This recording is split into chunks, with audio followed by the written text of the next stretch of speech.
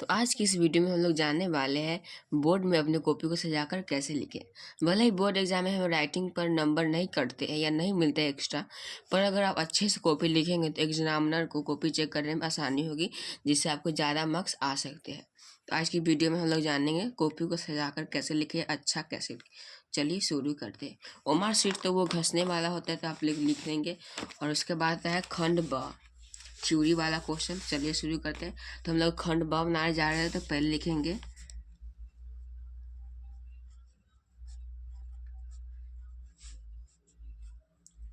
खंड ब, हम लोग दे देंगे और ये इतना हो जाएगा। फिर हम इतिहास जो सब्जेक्ट है उसका क्वेश्चन आंसर बनाने जा रहे हैं, तो लिखेंगे इतिहास।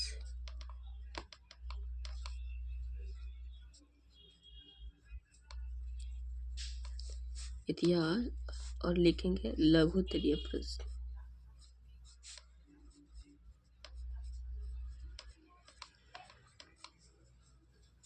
क्योंकि पहले अगर आप लघु उत्तरीय बनाएंगे तो ज़्यादा बेस्ट रहेगा, एग्जामिनर को कॉपी चेक करने में क्या होगी, आसानी होगी। ये हो गया और 2 लाइन डॉट डॉट दे सकते हैं अच्छे के लिए। ये हो गया। इतना करने के बाद हम लिखना शुरू करेंगे। क्वेश्चन 1 है तो आप ऐसे भी लिख सकते हैं, क्वेश्चन नंबर 1 का आंसर दे सकते हैं, पर ये ज़्यादा बेस्ट रहेगा। आप लिख सकते हैं प्रश्नोत्तर संख्या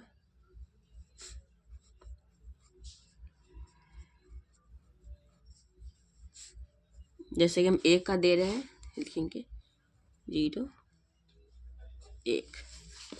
पहला क्वेश्चन है रोलेट एक क्यों लगाया गया। ये लिखने के बाद हम अब आंसर लिखना शुरू करेंगे।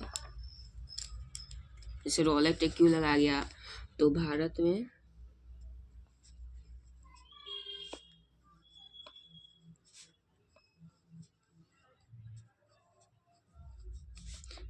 में बढ़ती राष्ट्रवादी आंदोलन और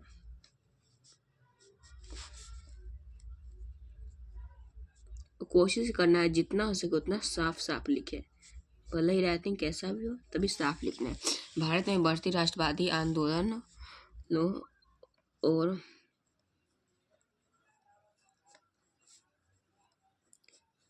असंतोष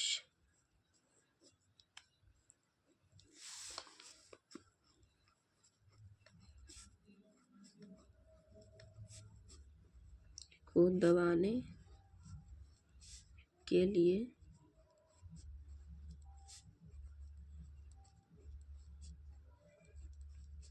ब्रिटिश सरकार ने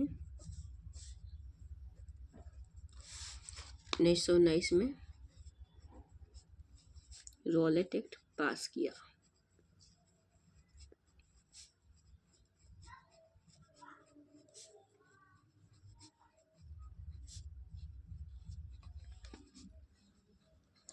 और आगे जो भी आंसर होगा वो हम क्या करेंगे, लिख देंगे।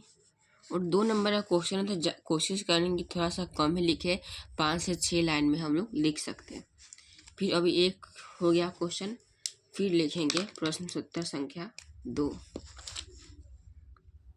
कोशिश करना है 1 और 2, आंसर जितना हम देंगे उसके 2 लाइन बाद दूसरा क्वेश्चन के, जैसे ये हो गया 1 2, तो यहाँ से लिखने की कोशिश करेंगे।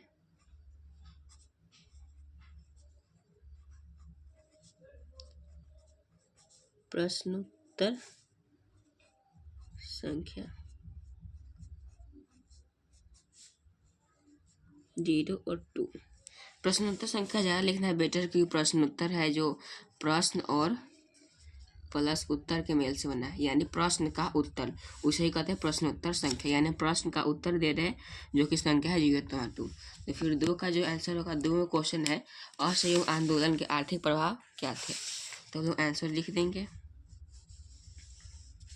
ये होने के बाद ये इतिहास का इतना हो गया, हमें दीर्घ उत्तरीय बनाना है, तो हम यहाँ पर लिखेंगे इतिहास नहीं लिखेंगे तभी चलेगा, सीट हम लिखेंगे दीर्घ उत्तरीय प्रश्न।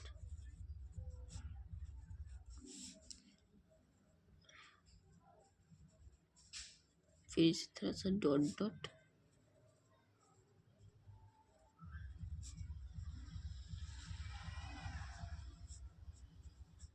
कर देंगे। और फिर है दीर्घ उत्तर ये है तो हमें ज़्यादा लिखना पड़ेगा। और फिर यह प्रश्न संख्या लिखेंगे हम लोग 7 या प्रश्नोत्तर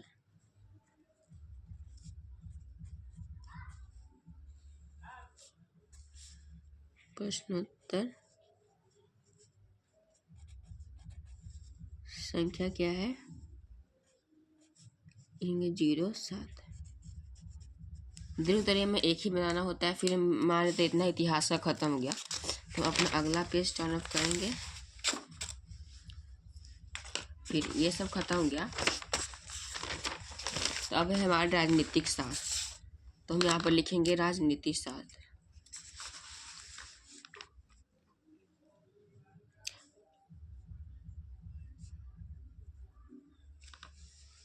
राजनीति शास्त्र। फिर राजनीतिक शास्त्र का पहले हम लघु उत्तरीय बनाएंगे, लिखेंगे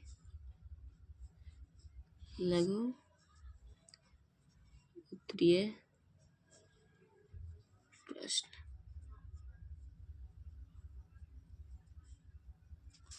फिर इतना लिखने के बाद हम फिर से लिखना शुरू करेंगे।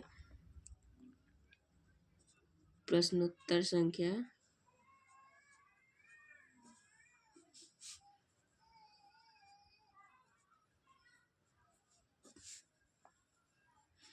अगर प्रश्न संख्या 9 है तो हम यहाँ पे लिखेंगे 9।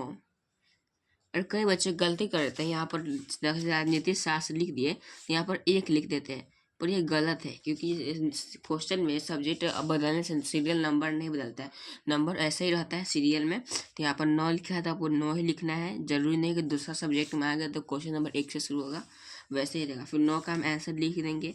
फिर ऐसे ही जितना भी सब्जेक्ट सब वैसे ही करना है, तो आपको अच्छे मार्क्स मिल सकते हैं। तो आज के लिए इतना ही। तो आशा है आप लोग अच्छे से समझ गए होंगे और ऐसे ही लिखने तो आशा है कि आप लोग समझ गए होंगे। एक बोर्ड एग्जाम